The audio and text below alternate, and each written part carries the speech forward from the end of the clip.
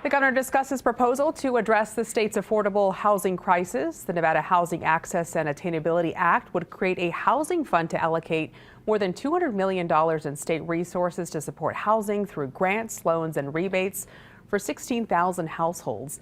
The bill also proposes expanding affordable housing eligibility to households earning up to 150% of the area median, which is about $112,000 in Clark County. The addition of a higher income tier allows the Housing Division to target its programming support for many of the essential workers in Nevada who work really, really hard but make too much money for any assistance but still can't qualify for a mortgage. Nevada is short nearly 80,000 housing units. The federal government owns most of the land here in Clark County.